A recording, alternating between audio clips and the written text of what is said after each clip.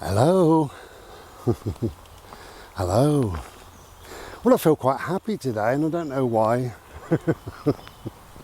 I know I should feel happy, everybody should feel happy all the time, but I don't, that's the truth. I'm quite, at times I'm a little bit melancholy or sullen. It's just as it is, but that's fine. But I'm quite happy. Today I'm quite happy, so that's good. It's all good. Of course, we're out in the green again. Just have a look at this across this side. Look at that. How beautiful.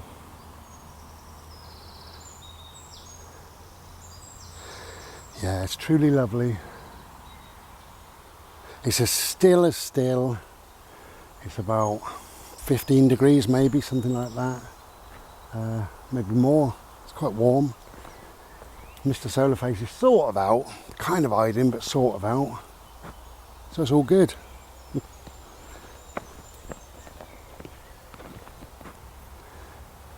So I clicked on YouTube this morning, and one of the first things to come up, one of the newspapers, said that Boris survived the vote of no confidence, vote to get him out, which isn't a surprise, is it, to anybody, Not that he's a good politician or a good prime minister. He's useless and a liar, but there is nobody else out of a country of God knows how many. The best we can find is that bumbling idiot. But anyway, it is what it is. So I suppose the question is, should he have been fired? Well, yes, he should have, but he should have been fired a long time ago. And I'm not on about this Partygate, as they call it. To be honest, people don't give a shit about that. Yes, it's wrong. Yes, he lied. Of course he lied. That's all he ever does. But he lied continuously about that, which is really wrong, so much so that he stood there on telly saying you must stay at home, and then left there and went to a party. But apart from that, all the other stuff, when he prorogued Parliament, when he lied to the Queen, he just lies. He can't help it. All his career, he's been sacked from 2 jobs, hasn't he, for lying. One of them, was it the Times or whatever, just made up stories. He was just a liar. He's always been a liar, and he can't help it, sadly. But so yeah, I think he should have been sacked a long time ago, and then all this Partygate stuff wouldn't have happened. We would have got shot at the liar. That's my thoughts and feelings on it, really. I just think whatever job you do, if you decide to lie and your boss has you in the office, says, can I have a quick word? Look, you've said so-and-so, and that's not true, is it? And you say, well, no, I kind of lied. And they say, well, look, don't lie. No point in lying, just tell the truth. And you said, well, it wasn't me, it was somebody else. And they said, well, hang on, that's another lie, isn't it? And then you say, oh, I've never told a lie in my life. Well, that's another lie. How can we take you seriously? Get out the bloody office, go and do your job. And then, the following day, they have you in the office and they say, look, you've been lying again. You say, well, it wasn't me. I did everything right. I'm not taking the blame. Well, you're a liar. Eventually, it doesn't matter what job you do, they'd have to sack you. And to be the Prime Minister, to be the only Prime Minister to have a criminal, to do a crime and to be fined by the police while they're in office is disgusting, because he lied, and he did lie, and of course that's been proven now. I followed all protocols. There was no parties. That was his first words. And then weeks later he said, yeah, there were several parties and I only attended a few. So what is it? Why is he such a liar? I don't know. But anyway, he's a bumbling arsehole.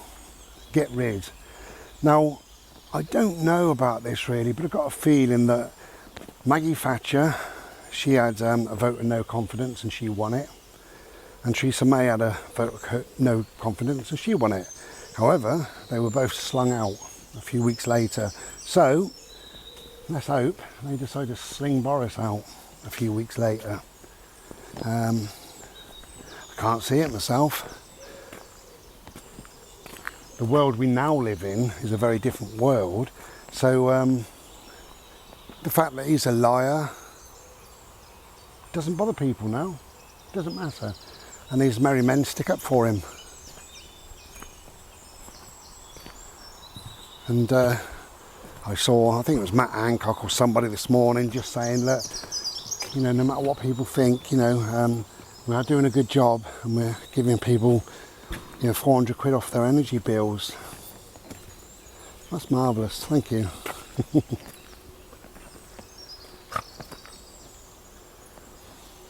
He's a liar and get rid. That's what I reckon. There's a picture of the Queen when her bloke died. She sat alone wearing a mask and he was at a party in 10 Downing Street. Get rid. Anyway, it is a beautiful, beautiful day and I'm quite high in spirits today. Not those spirits. Just do you know it's my mate's birthday today? Must tell you, the glorious John Long. Bode, what are you doing, love? Well, we know what he's doing. Lick, lick, lick, lick. Yes, the glorious John Long's birthday. Happy birthday, my friend. He is a wonderful, wonderful friend. Yeah, you are, John. I just thought I'd tell the truth for once. You are. He's always been a really, really good friend of mine, always. Always had my back. And the best thing, one of the best things, is he's been in the background, just in the background, you know. Bode, please don't go eating grass, okay? I know. About a fortnight ago you were sick in the car through eating bloody grass. Yeah, with John, hope you don't mind, John. If you do, hard luck. But when I was diagnosed, you know, with cancer, I got a phone call obviously from John, and he said, look, I'm not going to be in your face, but I'm here. I'm in the background. I am here if you ever need me. And that was wonderful. That was one of the best calls I had, really, to just know that silently in the background was my mate. That's better than somebody either, you know, blanking me totally, which was sad, but there you go, or better than somebody phoning me up every 5 minutes. Are you sure you're okay? Are you sure? Are you sure, bro? Well, no, I wasn't okay, but he was silently in the background. Wonderful. Thank you, mate. He is a good friend. So, it's his birthday today, and he's reached the ripe old age, believe it or not, of 65. How did that happen, John? 65. God. So I've ordered him some oversized nappies and some plastic bed sheets, because, you know, he'll start pissing and shitting himself now. Well, I say start. So happy birthday, my friend. I know you're busy today. He's an angel, really. He's being a taxi service for someone, so bless him. But for the rest of you who don't have a birthday, make it your birthday. Celebrate. Treat yourself today, right? Go and buy a little chocolate cake on the way home from work. Or if you don't work, go and make yourself a Slurpee in your flask or whatever, and get yourself out in nature. And on the way, stop and buy yourself some fish and chips, or a little sandwich, a meal deal with a little cake. Treat yourself. Or make up your mind this evening you're going to not cook. You can have a little takeaway.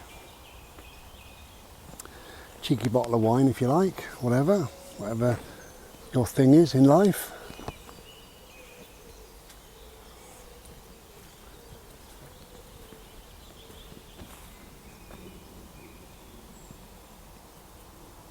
Wow. It's just beautiful. So thank you very much to one of my neighbours who invited me to a barbecue a couple of nights ago, and I think there was about 10 of us there, something like that, and it was lovely, really, really lovely. It was kind of odd being with all those people. Come here, Bode, good boy, and you must feel it as well, that it is kind of odd. We've had 2 years now of kind of being on our own. And then suddenly we're all sat around this fire pit. I have to tell you, it was a winter barbecue. That's what it bloody felt like. My God, it was cold. Luckily for me, I was sat right next to the fire pit, literally within 2 inches. But I had my big, thick hippie jacket on. I had this on, actually, and my hippie jacket on over the top of that. So I was plenty warm enough. And I get a bit warm, like I am now, a bit sweaty. So, it was all good, it was lovely, so thank you very much indeed. Loads of food, nice company, nice chat, a bit of a laugh, you know, but strange.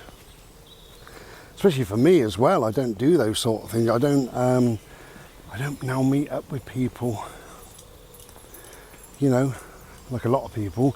I used to go to raves and festivals and, you know, all the rest of it, but anyway.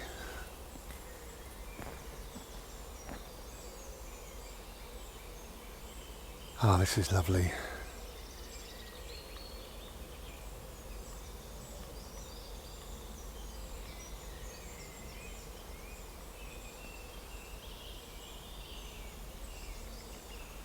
So nice.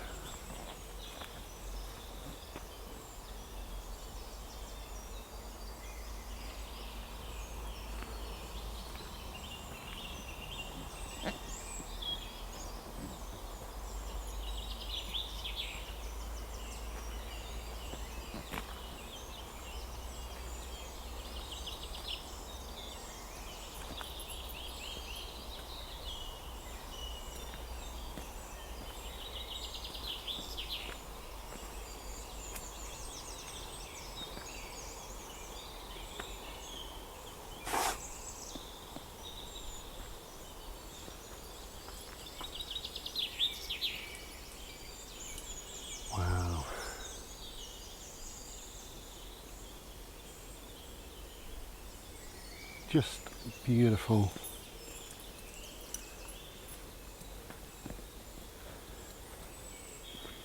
So as you know, I've got a premiere at the end of this month and then the end of August. So hopefully I'll see you on one or the other or both of them, perhaps. It'd be nice, come and have a little chat. Over the last few days, I shouldn't be this happy really, because maybe, this is it, this is why I'm happy, I've worked it out. So over the last sort of few days, I've had to arrange with my doctor for my bloods, my cancer screening count bloods, do that every 6 months. And I hate doing it, I hate arranging it, I hate sorting things out, I hate, you know, whatever comes my way, that, you know, making appointments and stuff and talking about things. And then you go there, I don't like the blood being taken really, you know. But then the wait, I hate it, the wait. And they give you a score and I don't like that either. So anyway, I've had to do all that. And the other thing I've got to do is phone the hospital, because my next appointment at the hospital is rapidly approaching, and it's the camera again. So I've got all the jollop. I have to drink all this stuff that makes me poop a lot, clears me out. And but anyway, I have to phone the hospital to confirm the appointment, which I haven't done. So I need to do that. So that's talking to somebody. But you know, also I've got to say in that I need a fan when they do the procedure to keep me cool. That's a must. And also I'll be taking someone in with me, obviously not into the procedure, but you know, taking somebody in. So if there is a waiting period, I've got somebody to wait with me. If they want to divulge some news to me, let's hope they don't. But then I've got somebody with me to sort of take it on board, as well as myself. Because one of their big failings, I think, was when I was diagnosed. I was with the camera. Camera up the cave. And they said get dressed and you know, we'll come and get you. Anyway, they come and got me and they said let's go and have a chat. So we went into this room, me, the nurse and the guy who did the camera, and he said, you know, it's bad news, you know, you've got cancer. And I said, fuck me, you know. But they didn't say if you got anybody with you or I don't know, whatever. So that's what I need to do, phone the hospital, which I'm planning on doing either today or tomorrow, and saying to him, yes, I'll have the appointment, but I do need a fan. I must have a fan on when you do the procedure, and I will be bringing somebody. They're fine, you know, they have to be, but I need to tell them, otherwise they get a bit shitty. Anyway, enough about shit, Bri. Sorry about that. It was a happy video that turned into knocking Boris. Come on, we all think the same. Anybody with any sense would think the same. And then we ended on talking about crap. Anyway, there's a little black and white dog there, and he's absolutely beautiful. I love him dearly. He's on a little bimble.